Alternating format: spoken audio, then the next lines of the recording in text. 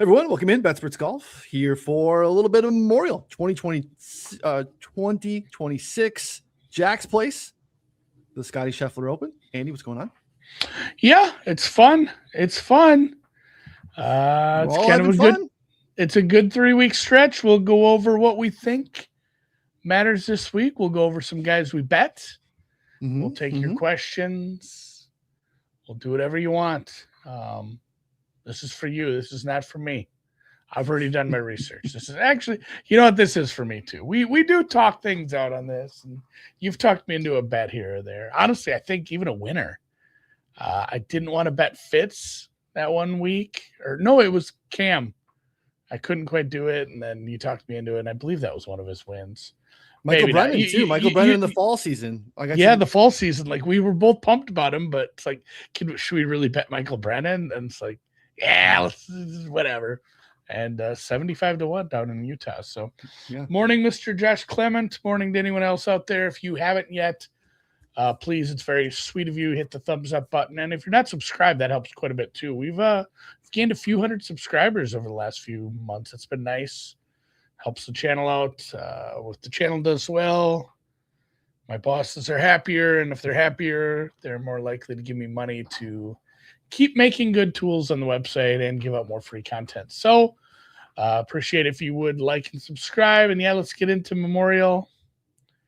It's a good tournament, even though, last week was a nice respite from the garbage. No offense to Craig Ranch and poor Byron Nelson, which is a big name in the history of golf. But boy, they put that together. We still went 30 under. Kind of I don't know if we're golf snobs now.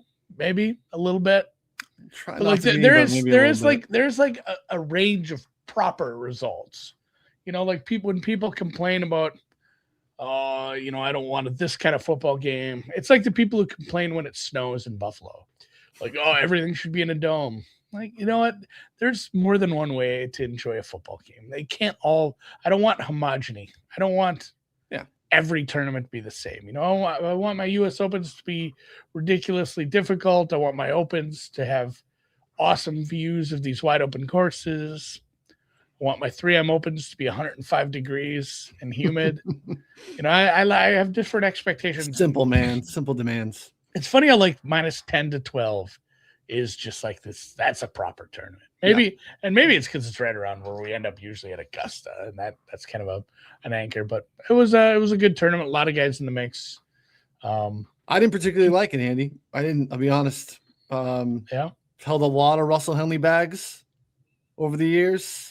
We talked about it on the show last week. I'm like, I can't quite at this price. Ron took the dive. He put a little swing on Russell Henley, and he got it home, which, this week too, it's not like Russell Henley's not going to model well this week, guys. No, it's played well here in the past. Yeah, and having Spaun in the mix, so to not only not have your guy there, Henley went out and won it too, which is just a pretty badass finish for him to just kind of nobody seemed to want to do that for about the better part of a day. Yeah, they dropped him from coverage. He started he started eagle birdie, and then the rest of the front nine was pretty rough, and then he just kind of took it in the back nine, which is awesome. Good for Russ.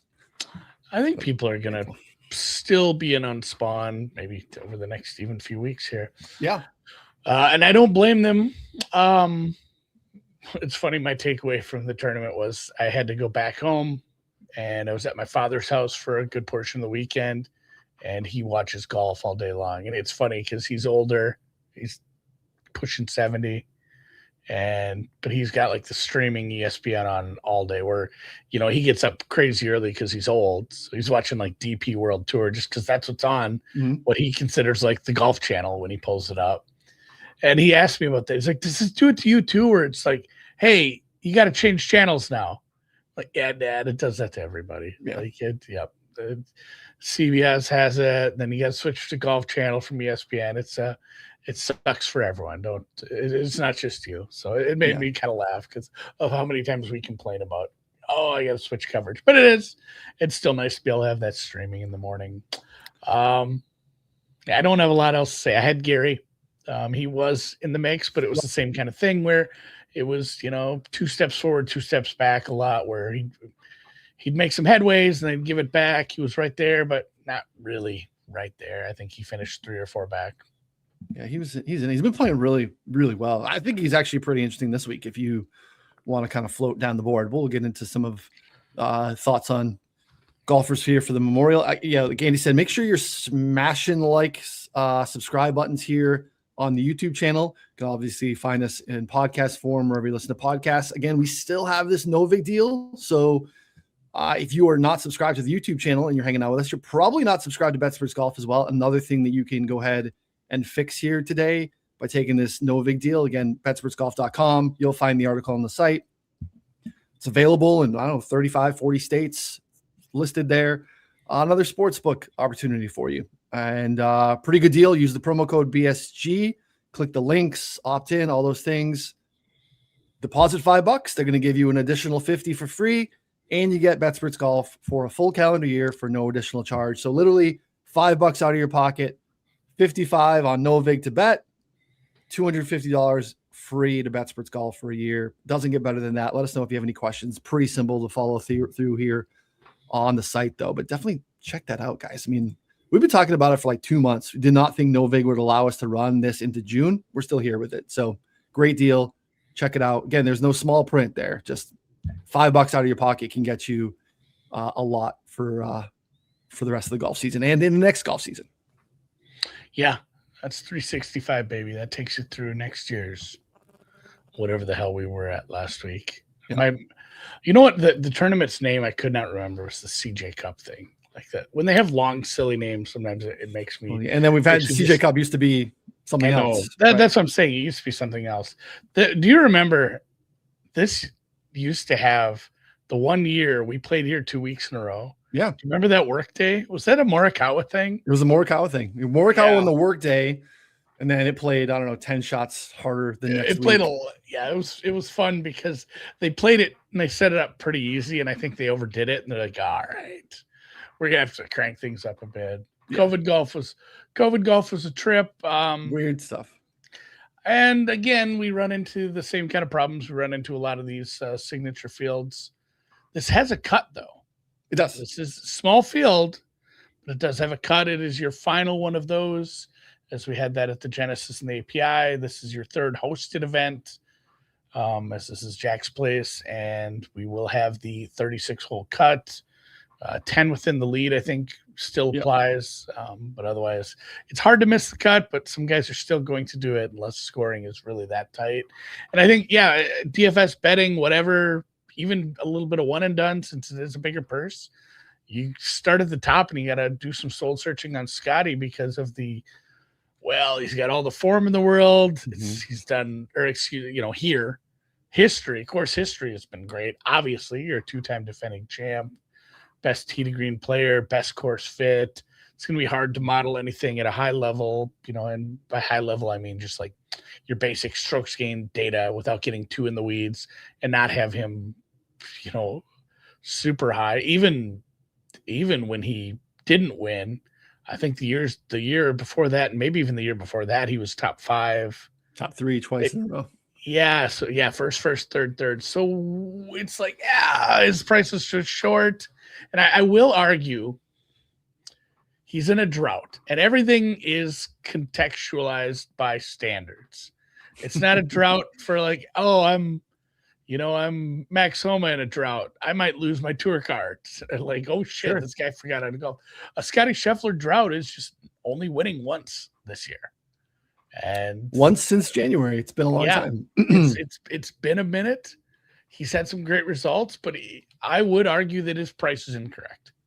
That it is just a little too short for where he's at. You got to respect him. He should be the favorite, but it just I disagree with how much of a favorite it is, considering there are just little holes in his game that bring him back kind of to the pack.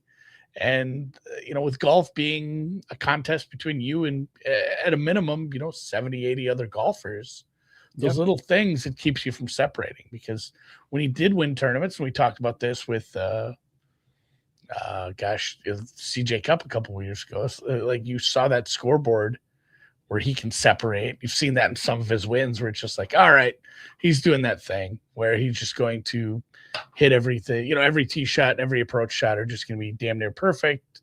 If he can putt, half decent. At that point, when he was winning a lot, his putting was getting better every week.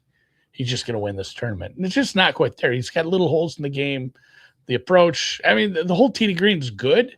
It's just not that gap we used to have, where we used to say, "Hey, it's kind of coming back, Andy." I don't know if I know. And I think a big reason it's coming back is he's playing a bunch of courses and a bunch of tournaments where he's had success in the past, where he does have every course, every tournament is a fit for him because it's Scotty Scheffler. But he's kind of in this chunk of the schedule where he's won a bunch of these, he's played well at these courses, and they really fit him. So I'm terrified of him just figuring it out and having that tournament we all know he's going to have, and he puts it back together. But at the same time, I don't know that the pricing's caught up right. Where he should be closer to Rory, which I don't want to jump ahead, but Rory's got a whole weird bugaboo with this place, if you really want to get into it. And because it's funny, we're talking about Scotty, like he's getting into the part of the schedule where he's won tournaments and he has great course history, and he should be closer to Rory. And I don't know if Rory's price is actually accurate and how much course history I want to put into, into my thought process and into my trying to project a fair price for him, because Rory has never really done all that well here. Never. It's what's the stat of all the places he's played at least 10 times? This is the only place he's without a win.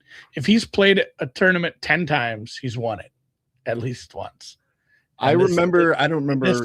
This is the one place that breaks that rule. He's been critical of this course redesign. The history just isn't there. That said, it's a guy who's won back-to-back Masters, and he's certainly playing a little better than where we were 3-4 years ago. If you guys remember when Bryson was drinking all his shakes and turning into a gigantic person, a lot of other people, he was the big story, but a lot of other people were chasing speed and distance as well. And Rory was one of them. And he developed a little bit of a kind of double miss off the tee, and it was dragging him down when he was trying to make some of those gains. And obviously he straightened things out and is clearly, 1A right now, or 1B. So I love this Rory journey for you. This has been fun. I think both of these stories we're telling about these guys, it goes to speak about, like, it's not some linear progression. Like, I just keep getting better at golf. Like, even for the best guys in the world, there's hills and valleys. Like you said, I don't know who you said it about last week, but somebody wasn't putting well, and then you watch the rest of their game kind of fall apart. And it's just kind of like, you talk about how golf's played between your ears, and some of these guys who, part of their game goes, sometimes the rest just follows, because you're sitting there the whole time thinking about your approach. If your putting stinks and it's gotten markedly worse, you're sitting over your second shot and you're thinking about your putt already.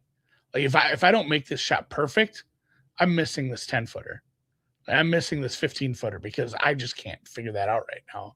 And it affects everything. And, the ebbs and flows of some of these guys, I think, short-term form it's still tough because you have to beat so many people. But, maybe I think I'm not betting either, but I still wonder I still think for both cases, I'm saying like Rory and Scotty should be closer in price. Yeah, I think that's fair. I mean, the Scotty price thing is, it's tough. It breaks. I think it breaks our brain. If betting on him kind of, I think breaks, at least for me, breaks my process in terms of how I stake and structure bets, because, your style is a little different, and your style, I would, probably say, is unique in terms of how you stake outrights. For what I do with outrights, Scotty's just would theoretically never be on the table. Because I could never get him to the. I'm betting 5 units on Scotty Scheffler. Correct. Yeah.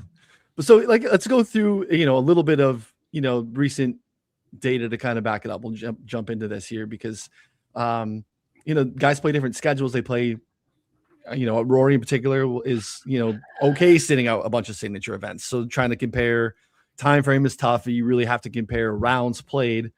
So if you look at Scotty over the last 20 rounds, right, has not won. He is so far above and beyond everyone else in this field. In the last 20 rounds, think about how good Cam Young's played. Fitz has got multiple wins. Rory won the Masters and has been playing really well. And Scotty is lapping the field in strokes gained total, strokes gained tee to green, strokes gained ball striking, lapping. I mean, average at 2.83 in this range. Cam's the only other one above 2. And this, again, is in his cold streak. So back out to, say, 36 rounds. Again, not as crisp, not separating quite as much. You can see that a little bit. Tee to green, Rory's right there. Has not caught up to these rounds played. We're only getting 26 rounds from Rory because, he just doesn't play as much. He's happy to sit. But Scotty's still so much better than everyone else. Ludwig, another guy that people love to, blame Ludwig because he can't get over the finish line either. Like, we got to continue to try to bet on guys to keep themselves in the mix and get themselves shots. Like, if you think that, Ludwig is a mental midget on Sundays, I don't necessarily think that, but I think he'll figure it out eventually. But a lot of the data still points to Scotty being head and shoulders above everyone else. Now you get to a place where he has immaculate course history and a place that has fairly sticky course history. It's tough, man. The Rory quotes about this place stick into my head. He doesn't like that the fairways pinch in a lot of his landing zones. He's almost too long for this place, even though we're talking about a 75, almost 7,600 yard track from the tips. He doesn't like where it pinches, so he has to club down a bunch. Whereas a lot of guys are not having those issues because they're just not as long as Rory. Yeah, that's part of it. I probably wouldn't club down there. Yeah, so he's, he doesn't like that setup. So I get your point of like Rory being, 10 and Scotty being 3. It's probably tough to stomach, but I kind of get it. So I upset the apple cart this week, Andy. There's this new, you're probably not aware of it. I was not aware of it until recently. There's a lot of gatekeeping. There's a lot of NFL betting gatekeeping. There's a lot of outright bet gatekeeping that's starting to come to the surface. 90% of it is just Kirshner trying to make money off Twitter. That's fine. The Kirshner stuff. Yeah, he's just goofing. He's goofing. He's just trying to get impressions. Yeah, no, there's other, but there are people who are doing that in earnest. Yes. Which, is in its own thing, to be honest, kind of fascinating to me. Like, I can't imagine.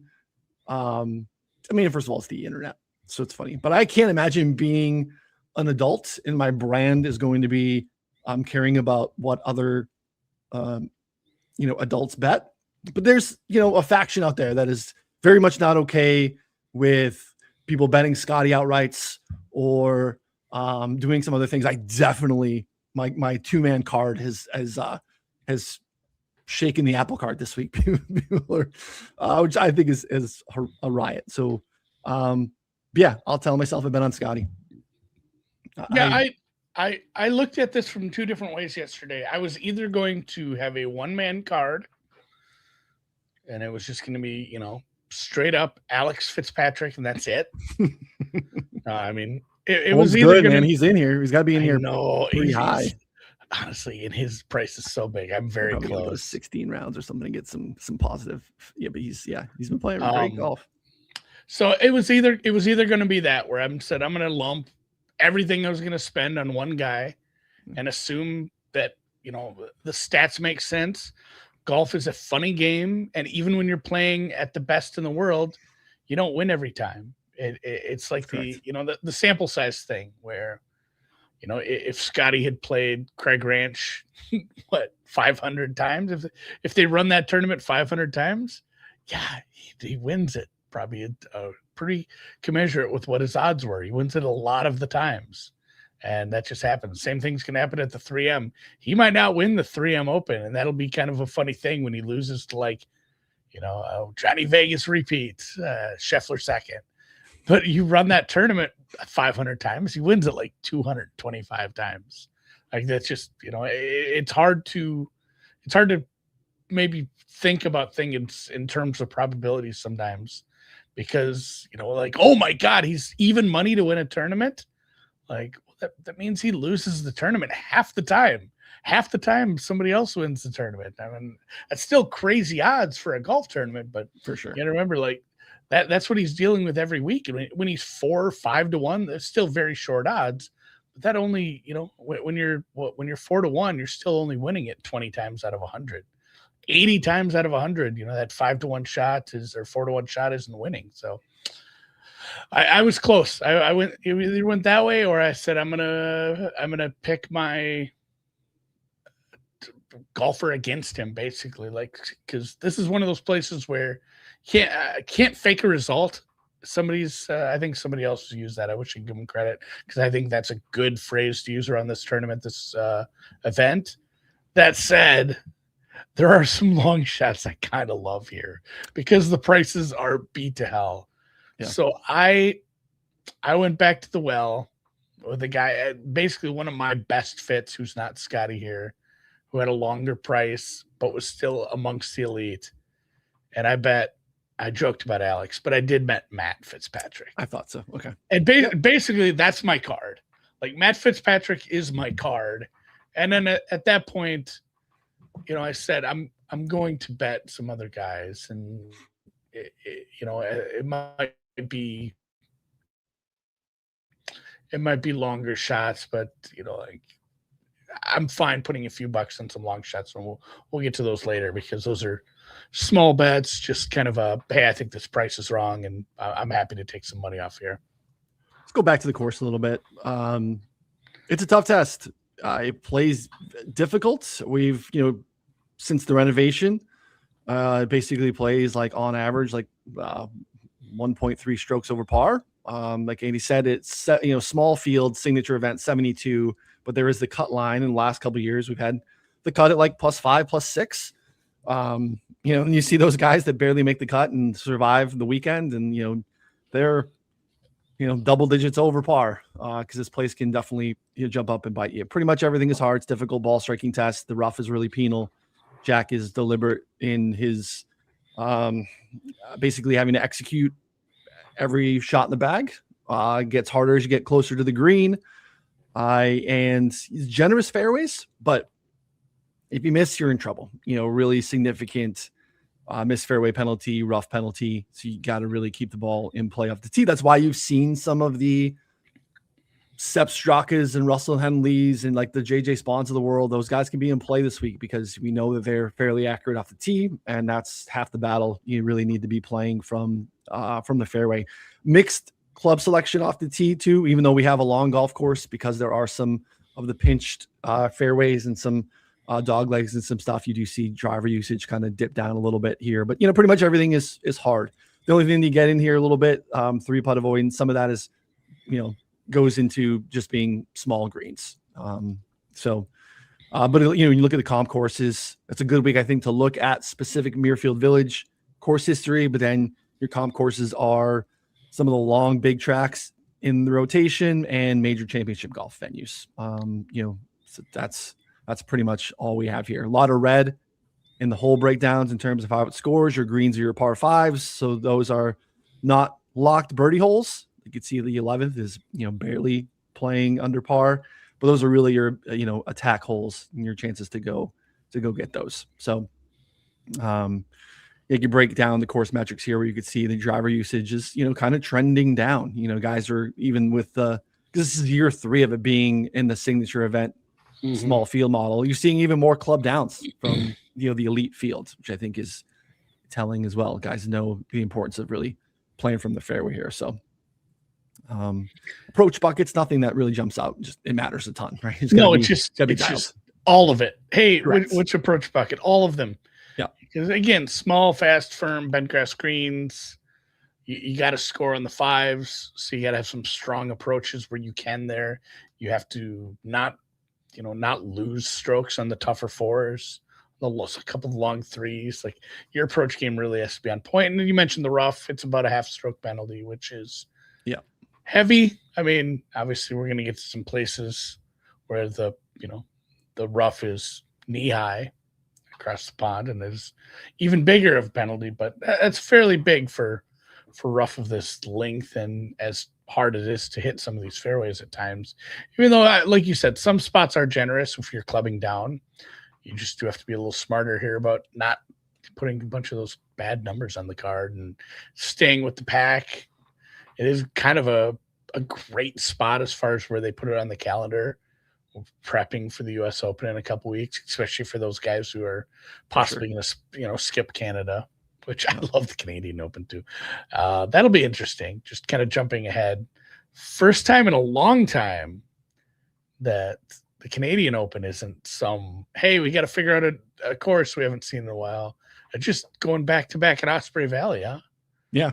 I just noticed that. I'd kind of forgotten all about that. But yeah, we mixing fun courses in Canada. But yeah, it's nice to have something that's yeah. Usually my notes from the previous year, we're not here anymore, but I do have some Osprey notes. So one of the hardest non-major tests on tour. Can't fake it. It's usually going to be a lot of the big names or the people in contention. It's going to be the big names, plus, like you said, some of the guys who can properly manage a course like this with their accuracy, their tee degree, and their ball striking. And, they just kind of have to keep it together to be up there with, with the Scotties of the world. Yeah, and Scotty, look, wins by margin last year, wins by 4 shots, did not gain strokes putting. That's how good he was, tee degree and ball striking. And it's just, I think he had 3 rounds at 70 and a 68 on Saturday, and it's enough to win going away. The 2024 win was a little bit more contested with Morikawa there at the end.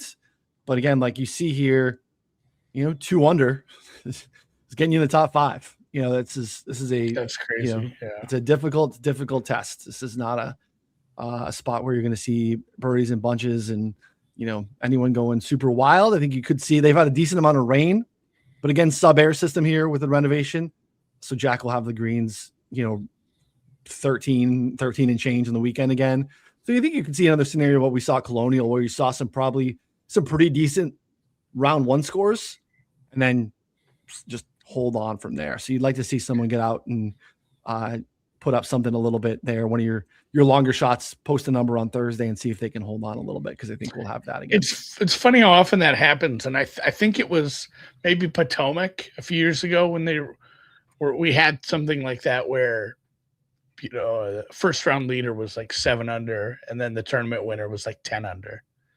You do end up, especially here where we have a history of let's crank the U.S. Open knob up a little here.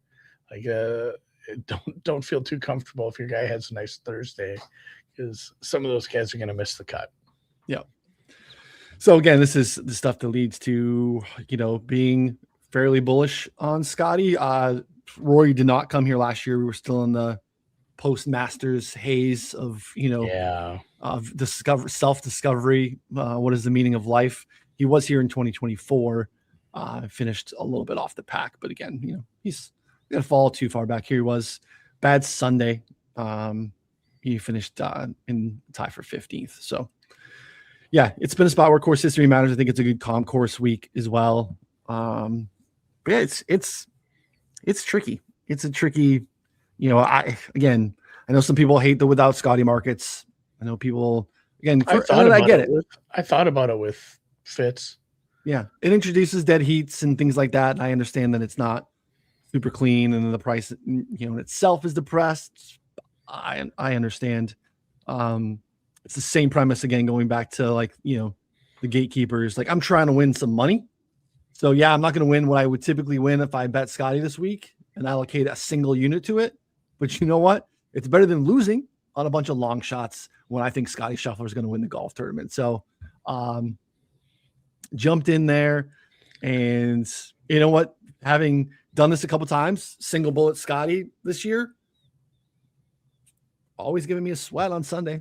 Even when he started bad on Thursdays, you still have something to watch on Sunday, and you still got a shot. So. I'm thinking about that too. If he starts bad, just based on the course history, I'm like, for sure. God, I might have one more name on the card at the end of Thursday afternoon. Yeah, that's the problem with him though. He starts at 3, and 2 + 290 or whatever.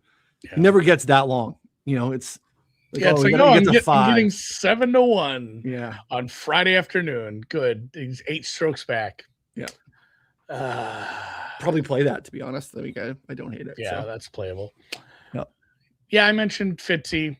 I think he's probably popular amongst other people who like his game. It's just been, hey, what if he had elite irons and short game was working? He's playing well out of long rough when we had to. So, like, everything just fits. And I think it was a 27, maybe even a little bigger. I'll have to find my best price on him. Right around 25. I think you can find pretty widely available, but I think it was 27 on him. And Jesus, like, he's played just as well as anybody up there. Yeah, he's played just as well as any of these guys up there, and he knows how to finish tournaments. Yeah, touche. I think he's had some decent finishes here too. Yes, had good history. Yeah, I mean, nothing, no holes to poke in the game. He's been fantastic. Again, plays well on major championship tracks as well, and the form is elite. What do you get? Fitz was win 4 this year? I mean, that would be crazy. But I mean, he is that caliber of golfer, so I don't mean crazy in like a, he can't do it kind of way. I just mean like it's nuts. So a couple of he's kind of lost in the wilderness here at this time in like his game. There was some weird stuff going on, and he kind of gets it right here heading into the US Open that year. And then last couple of years post Reno, T9, T5, T31. I think it was probably like his worst finish in that stretch last year, kind of right around the PGA Championship when he really flipped the switch. Locked into the caddy, got the weights out of his clubs. But I think this is encouraging enough for sure. Yeah, I don't really know what to say about the rest of the guys in that stretch, just because like I'm kind of in the same boat with you. Is like I really have to love someone to play him against Scheffler at this track. Yeah, and the Rory thing with his struggling. It's kind of a bit of a harsh term, but not playing up to his potential at this particular course for sure. And, who else? A-Bear. I know some people like him. Just winning a tournament right now at his price is just a little tough for me. I think his price is probably fine. And then if you want to get to, some of the prices near the top, but not the top, Cantlay is such a good fit here. And he's played well here, but are you going to bet on Patrick Cantlay to win a golf tournament in the Big 2-6 with the rest of the names here? It's hard to do with where his price usually sits. Honestly, if I was going to bet anybody else, I'd want somebody who's ascending and who showed me some stuff. And there's also one here. I'd bet Hideki. Like if you made me add one more guy in the not Scotty, but not crazy long shot stretch, it'd probably be Hideki Matsuyama, who's kind of trending up and has obviously played well here in the past. And he's hard to pick out too. Like when he wins a tournament, it's not like on a week where everybody was like, oh, this was a Hideki week. He just wins tournaments sporadically. He's very hard to get a pin on. And I don't know what to do with him. So I'm obviously not doing that. Ben Griffin is a name that people should be excited about as well as he's played, especially lately. And he's played well here in the past. He's maybe in the best form of his life. But again, the price is not where I'd want it to be at. And then Siwoo's still going to pop up based on what he's done over the course of the year. But, man, another one where the price is. I'm not betting Siwoo at this price. I really wanted to bet Siwoo. If I could have, and again, I don't know what I was thinking, but I went on Sunday night and looked. I can't bet the DraftKings numbers, but I like to see what the DraftKings numbers are. It's like, damn it, it's 22, and I'm like, I want to if we get to 30 on Siwoo, that would be something that you could sell me on. He's been so damn good, and he's a great stylistic fit in terms of like we're talking about controlling the golf ball off the tee. The ball striking has been immaculate. 19, 20, 22. It's rich. It's rich. He deserves to be there. He does. So But just to pull the trigger is a different thing. I'm kind of, I don't know. I can't think of the times on the show where you and I have bet Patrick Cantlay. I'm basically a never Cantlay guy. It's been a while. Yeah, I mean, I think you probably would have done it before I have, and I can't think of you betting Patrick Cantlay off the top of my head. It's trending better. I cannot argue with that. He's a fine golfer. It's just fine golfer. He's back to being more of a fine golfer. The history is really nice. Again, I will continue to point out that the 2021 victory is some of the most egregious stolen valor that we've had on the PGA Tour. This is Jon Rahm boat racing the field on Saturday afternoon, up by like 8 shots, and then walks off the green and gets told he's tested positive for COVID and he's out of the tournament. I know. I brought up the weird workday thing. That was the second weirdest Muirfield thing that happened during the COVID. That was such a strange. It's bad. I thought it was like NBA Centel or I thought I was getting punked. Like, this is for real? Because it's crazy that it happened to somebody at the tournament. Like, it didn't happen that often. Maybe a couple times ever and it was usually pre-tournament. Like, hey, this guy tested positive. He had to pull out. I don't know. Maybe somebody correct me if I'm wrong. I don't remember maybe anybody else that was like mid-tournament tested positive. You got to leave. For it to be anyone is a story. For it to be the leader is a big story. For him to be up by so much, like an insurmountable lead, and him getting thrown out for that. That was crazy. Yeah, and this is true. Like, Cantlay top 10. Like, he is a good fit here. No matter what happened, he was going to finish probably second or third that year. Like, he played well. You take the Jon Rahm and set it aside. It's not like Cantlay didn't play well. No, and I think he beat Morikawa in a playoff. He played well. He had earned his top 10. Where is it? Yeah, because we don't even have. I mean, the ROM data gets tossed completely out of picture. It's he beat Morikawa in a playoff. It's Scotty right there. Again, they were all comfortably trailing ROM, who was crushing everybody. So yeah, I'm way more comfortable with the Cantlay top 10 than an outright punch. But again, that's just I think just not a guy I like to click. And sometimes when you're like on Sunday, I want to be cheering for the guy in contention, and I just don't find myself wanting to root for Patrick Cantlay very often. But I like to see he's playing better because I think he's a better golfer than where he's shown for much of the last year plus. But I guess there's another guy that hasn't won a golf tournament since 2022. I think, right? I think it was Caves Valley in 2022. So don't love making that click. Ron's asking about Nick Taylor as we come up on the Canadian Open. Nick Taylor popped here last year with no lead-in form and really no course history. It's kind of tricky, but this is Nick Taylor, though. He does this. And he can go out and win the golf tournament. So like when Nick Taylor's in contention, like he'll take down the golf tournament with big guys in the field, right? His waste management was like toe-to-toe with Scotty. We obviously remember the Canadian Open against Tommy. Ludwig was in that field. It's like Nick Taylor goes out and snatches, big wins. The same thing in Hawaii with the walleye win, like decent fields there. So I think that's probably a lot driven from last year's finish. Yeah. And if you want to bet him top 5, top 10, I think have at it, because I think he is a good fit here.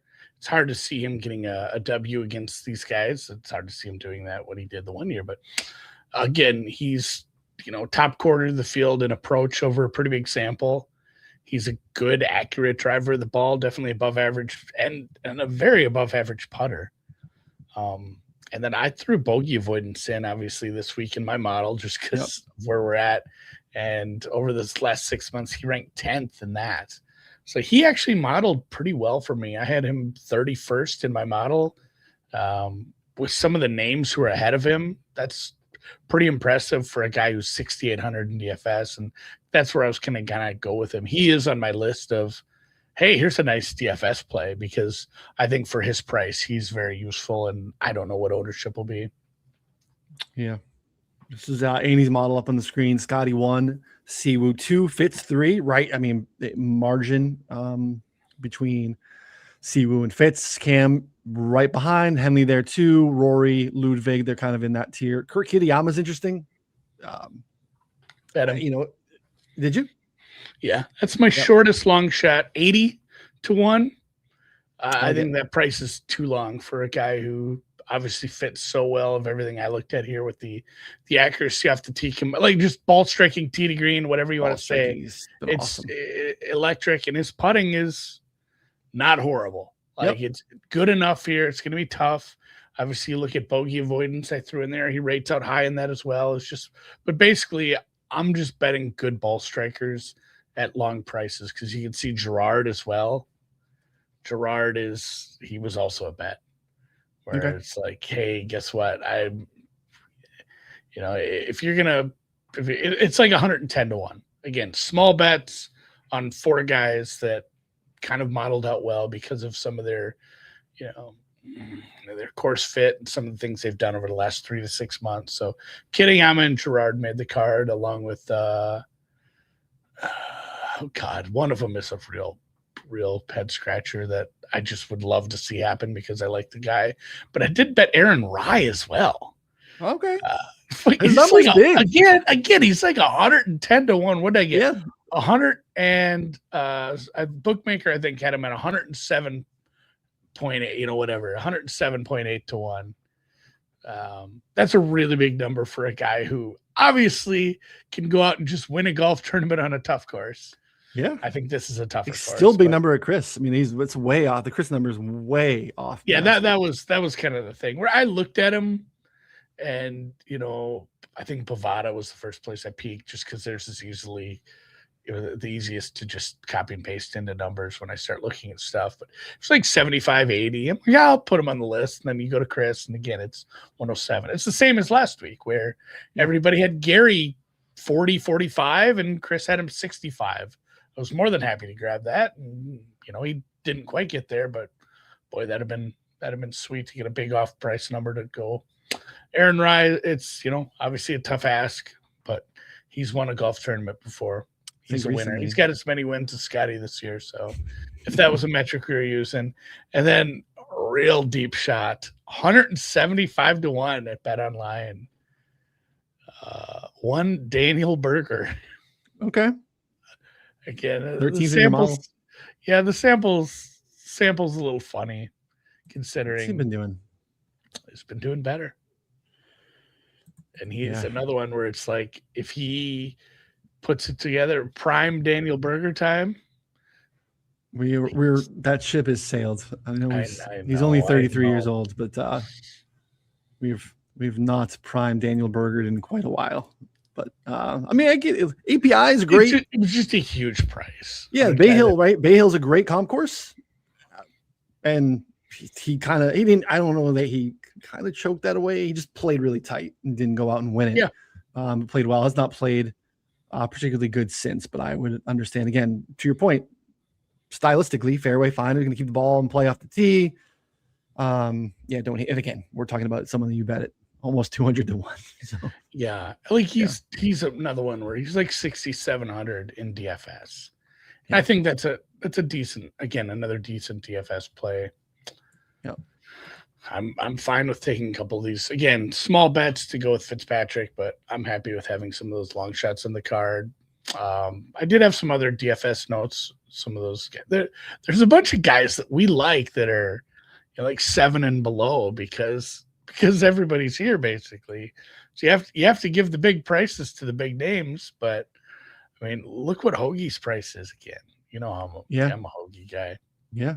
He gave us a little bit of I would say a sweat, but like he got in the mix. It's funny too. I was at a wedding this weekend and I saw a friend I haven't seen in quite a while who married a PGA pro's daughter, like a teaching pro from Fargo. And years ago, he was telling me about this guy. I went and played with this guy, and he plays on like mini tour or wherever he was playing at the time. He's like, he's a stick, compared to us, but it's like he's still trying to make his chops and like get on like the big boy tour. And it It was Hoagie before. And again, he told me the name, and I'm like, yeah, I don't know who that guy is. And then, like, 3 years later, I'm kind of remembering it, and I had to like text him. I'm like, was it Tom Hoagie? Yeah, that's the guy. Yeah. So obviously, we're a fan of him in this household. What's he? 6,300 again. Cheap guy. You can pin with some of your big names. Strong bogey avoidance. Makes room on a Scheffler card if you want to put some Scheffler lineups. You're going to need some Matt McCarty's. You're going to need some Taylor Pendrith. They're grading well. Remember Snedeker last year went like bonkers on Sunday here. Like, what happened? Brent Snedeker went off at 7 a.m. and like shot 7 under. Are there low scores out here today? And Sneds has been playing pretty good golf. Yeah. God, remember? Yeah, I've been a Sneds guy this year. And then in the mid range again, if some guys that are like, hey, this guy finished 24th and never was in it, but he made me money in DFS, like Rio Hitsusune and Corey Connors.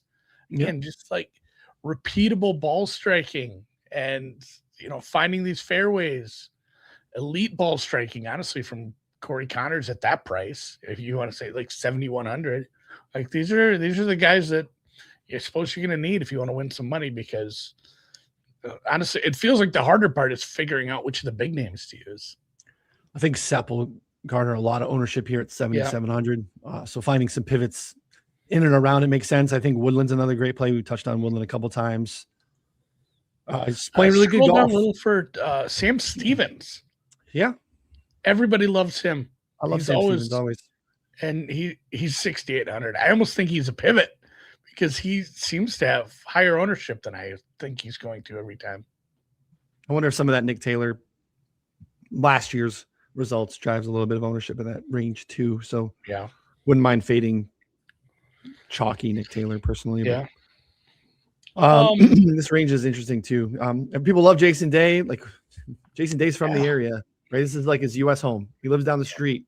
I don't think he's ever really done anything here. He's never played particularly well. Akshay too, if we're going to going back to, API Bay Hill stuff, played pretty well for at times last week. He just can't piece together 4 rounds. There's always a bad Akshay round in there. It's like JT a little bit. It's a little bit tricky for me. I like the Kitayama call. I like Spieth a little bit. Spieth and Minwoo were guys that I liked in that like 50 range, 40 to 50 range in the outright card. Yeah. Minwoo's been playing really well and like pretty consistently well. Like I feel like he's really made some gains and strides this year over year. Like, you can look at the year over year stuff, but like, he's still not an elite approach guy. Yeah, he's trying to catch up. I mean, look, across the board, he's up a full shot per round. You basically, tee to green and total, again, gaining significantly more consistently off the tee. His approach isn't elite, but again, year over year gains about a half a shot per round. This has been pretty great. I mean, everything's up. He's been really good and he's had some really strong results. I mean, just look at really outside of the Heritage, which we wouldn't think would be a great Minwoo event. Masters surprised people, burned. I know I had him as a long shot that week. He's just kind of been around. I mean, these are 3 straight T20s on big golf courses against strong fields. We got some others here this year with like, Pebble, Genesis, API. He's just been really good. He's again hasn't like really knocked on the top except at Houston, but like, just been more consistent. He's been a good golfer. He came up, I think 2 weeks ago, maybe. But yeah, Bud Cauley, his cut streak continues. Like, guy just makes the cut, finishes respectably. Obviously, a little tougher test here. I'm not. He likes tougher tests. He hasn't missed the cut here since 2018. Am I looking at the right? I'm making sure I'm looking at Bud Cauley. 25, 24. All right. Well, he didn't play 21, 22, 23. But he made the cut the last 2 seasons. The last 2 times he played here, T39 last year. So it's been a minute, but he has made the cut a bunch here. So Bud Cauley, cheap pivot. Yeah, look, he likes tougher tests, likes, stronger fields. And we're not winning many golf tournaments or finishing T20 very often. He is going to win, but yeah, I don't think I don't think I would take the no. I take the no price. Take the no price. So yeah. We did want to. Somebody asked about one and done. I want to get to that before I have to run. Yeah, it's a big purse, and we have, depending what your one and done. A lot of you I know do the events or the Mayo Cup, so I understand what you have left. I know other people are in ones that their buddies making a spreadsheet, or they're playing on Splash or something else, and maybe the story's different. But if you are playing on Mayo Cup, you have what? 2 majors. You have second to last. We only have the Travelers. Yeah. And the playoffs. So if you have like Scotty, Rory, Fitz, Xander, any of these, Cam, Abear, any of the big names left, you got to start thinking about, you can't take these with you. And, when you talk about those 2 majors as well, are you using John Rahm? Are you using Bryson? Cam Smith back in the conversation, possibly Patrick Reed? Are you using some of these other live guys on those 2 majors? And if you are, then basically, if you have those names left, you have 2 signature events plus the 2 playoff events. The Mayo Cup doesn't go into the Tour Championship because the money's so silly there that would just skew results, be way too heavily weighted. So Jocko, using Jocko. But I mean, you do got to kind of start to map out your end of the year here. And if you have Scotty left, there are a lot worse places to use him. This is a $20 million purse. He's won here twice in a row. I did kind of go back and forth in my head about what if you just use him at 3M? Like, it's half the purse, but it's like 3 times the odds that it just happens and you get all the money. And he's probably not getting used a lot there. And I just don't know if I can't get there. I don't think the math works out for doing that. Yeah, because he probably still makes as much finishing T3 here as he would. No, that's where the math didn't work out. Because I looked at it for Craig Ranch, where it's like, man, if you really want to just use him here, if that's your plan, I'm going to take the free one on the small purse, save him for Blaine. Because that one's maybe more free and it's basically the same price. So I think that's my main takeaway for one and done. It's hard to give you like, here's the guy for one and done this week. Because everybody, we're in June. Everybody's used different people. Everybody's in a different spot on the leaderboard. If you want to get riskier, I don't think you go down and use like Kitayama or Bud Cauley or something nuts. No. Like risky here is getting just past the 20s into the 30s, on the odds board, honestly. Yeah. So you can't go too crazy. I guess I don't really know where, if you did have Fitz left, obviously I think that's a nice one. If you have Russell Henley left, he's another one that's probably he has a high floor. I think that's kind of what you're looking for here is high floor. If you're not going with a big name that you are honestly like, I think he just gets it done this week. So even think if you had Cantlay, Fitzy, Cantlay, Siwoo, honestly, Justin Thomas, I'm considering him because I've used some bigger names, and I think some of the things he's doing it right. He's getting back into form. Obviously, the putters figured things out. Hideki, I mentioned. I know a lot of people probably have him available as well because he's, like I said, it's hard to figure out when he's going to win. It's very hard to figure out when to use him in one and done. So impossible, in my opinion. Yeah. I wouldn't use Hideki in one and done this week. I think if you want to leverage the uncertainty, just take the outright price or DFS. But I'm with you. I think. I mean, but if you're chasing and you got to use a longer price, I don't know how far you can go down. I think that's kind of where you're at. Like, I think the floor of using guys is probably Hideki, Minwoo, Spieth, Straka. Like that's the floor. Yeah. That's as far as you can go down and still feel good about it. Because, you could go throw Jason Day out there, but you could also just not put a guy. He lives in the area, Andy. He does live in the area. I think to your point, you got to map it out at this point. Look what you have left. Look where you are in the leaderboard. Do you have to chase? Can you take some swings? Where can you find leverage with your big names that you have remaining and make sure those things are all properly accounted for? There are, we're running out. Like, it feels like the season sneaks up on you. We're June in terms of big events. big cards, big Well, purses. Is not and the many other left. thing is, too, understanding that not everybody gets to play those last two events. And having, it's not like, oh, there's 80 guys here and I've used all their names. Like, that's just not a thing. You don't use that many names. But understanding, that you have to have some names there that you feel good about, that you've kind of bookmarked. I always start with the playoffs when I work backwards from this one. So, yeah, think about it. Like I said, pull the trigger on a big name if you feel great about them and you've saved them. Or, find someone in that 40 to 50 range if you need to chase. Yeah. I mean, you're still going to have Jackson Coyvin to use for like the Rocket or the Wyndham or, it's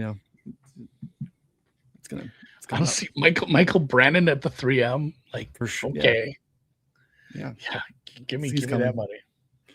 Last one for Josh. If you were told you're not allowed to bet Scotty this week, what would your card be then? Well, we didn't get to it. My other bet. I bet Cam Young without Scotty. 13.